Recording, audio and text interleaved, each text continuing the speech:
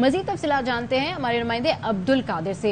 जी अब्दुल कादिर, अभी क्या ताज़ा तरीन सूरत हाल है? अभी हेयरिंग जारी है?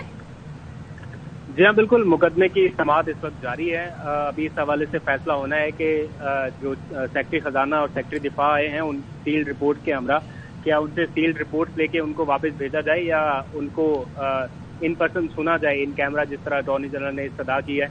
इस बारे में कुछ ही देर में तफसीलात सामने आ जाएंगी, लेकिन चीफ जस्टिस की जानिब से जो रिमार्क्स अब तक सामने आए हैं वो कहते हैं कि बुनियादी असूल मुकदमे की समाअत का है। सुने बगैर फैसला महदूद नौयत का ही हो सकता है, समाअत के बाद किए गए फैसले का ही वजूद होता है।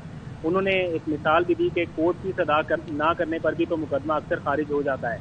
तो चीफ जस्टिस ने कहा कि जो नज़रसानी अगर दरख्वास्त की जाए या कोई उस मामले पर बहस होनी है तो वो तो अक्सरियती फैसले की होनी है।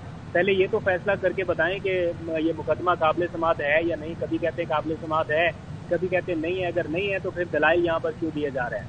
तो चीफ जस्टिस ने सवाल किया कि जिन जजेस के नोट का हवाला दे रहे हैं क्या वो 5 रुकनी बेंच में शामिल थे?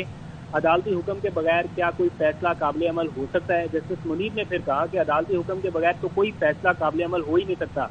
तो दो अलग अलग बेंचेस ने तो इस बारे में समाअत की नहीं थी, ना कोई अलग अलग कार्रवाई थी। अटॉर्नी जनरल इस मौके पर जितने भी दलाइल अब तक दिए हैं उस पर चीफ जस्टिस उनकी बार बार तारीफ कर रहे हैं, उनकी सताइश कर रहे हैं कि आप एहतराम के दायरे में रहते हुए बेहतरीन दलाइल दे रहे हैं। सेक्रेटरी दिफा और सेक्रेटरी खजाना अभी तक अदालत में मौजूद हैं। अदालत ने यह फैसला करना है कि इन दोनों अफसरान को यहीं पर सुना जाए या इन कैमरा ब्रीफिंग ली जाए या सिर्फ उनसे सील्ड रिपोर्ट्स ले ली जाए। तो इस बारे में जैसे ही कोई हतमी फैसला होगा वो सारी चीज़ें भी सामने आ जाएंगी। चीफ जस्टिस ने यह कहा कि फोर्सेज का जो मामला है वो बड़ा संगीन नौयत का है।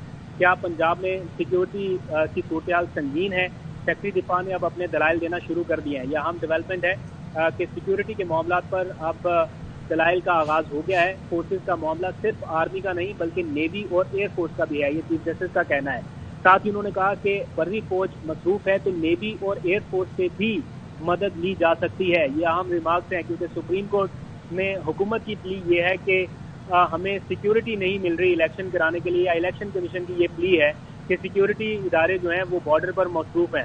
तो चीफ जस्टिस की जानिब से ये रिमार्क सामने आए हैं कि बर्री फौज अगर मसरूफ है तो नेवी और एयरफोर्स से मदद ली जा सकती है।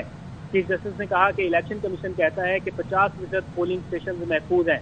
फौज में हर यूनिट या शोबा जंग के लिए नहीं होता, ऐसा कहना है चीफ जस्टिस का। साथ ही उन्होंने कहा कि अदालत में वो काम करना है जो खुली अदालत में हो।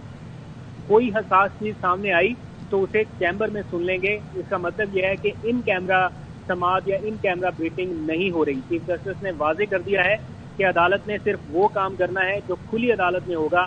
अगर कोई हसास चीज सामने आई तो उसे चैम्बर में सुन लिया जाएगा। चीफ जस्टिस ने कहा कि कोई अगर कहे तो कितने सिक्योरिटी एहलकारों की जरूरत पड़ सकती है। तमाम चीजें इस वक्त रिकॉर्ड पर मौजूद हैं। अटॉर्नी जनरल अपने दलाइल देते हुए ये बता रहे हैं और उन्होंने कहा कि इलेक्शन कमीशन ने अपने फैसले में कुछ वजूहात बताई हैं। इस सारे मामले पर सेक्रेटरी दिफा लेफ्टिनेंट जनरल रिटायर्ड हमूदुज़्ज़मान को रोस्टम पर उन्होंने बुलाया है, मतलब वो खुद रोस्टम पर आए हैं। चीफ जस्टिस ने कहा है कि हसास मालूमात नहीं लेंगे, सिर्फ आप मजमूई सूरत हाल बता दें। सेक्रेटरी खजाना से पहले सेक्रेटरी दिफा lieutenant general Hamoodur Rahman rostrum पर आए हैं और उन्होंने अब तफसीलात बताना शुरू कर दी हैं। चीफ जस्टिस ने उन्हें पहले ही बता दिया कि हसास मालूमात आप बेशक यहाँ पे शेयर ना करें। अगर कोई हसास किस्म की मालूमात होगी वो हम चैम्बर में सुन लेंगे, लेकिन मजमूई सूरत हाल के हवाले से बता दें। चीफ जस्टिस ने कहा है कि फिलहाल पंजाब का बताएं क्योंकि खैबर पख्तूनख्वा में अभी तारीख ही नहीं आई, सिर्फ पंजाब की सूरत हाल के हवाले से बताएं।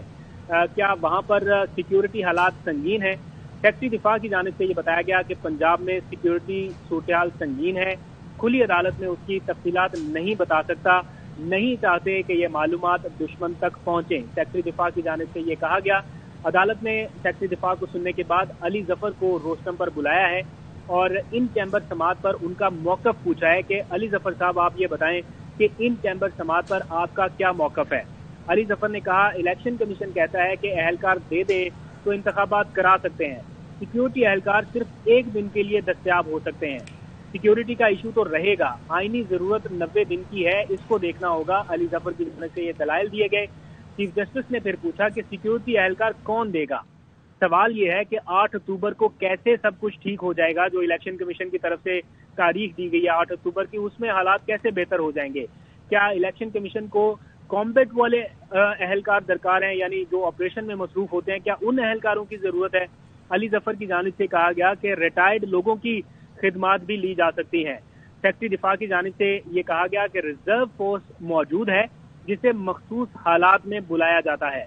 सेक्रेटरी दिफा की जानिब से ये भी जिक्र किया गया कि रिजर्व फोर्स को बुलाने का एक मखसूस तरीकाकार भी मौजूद है।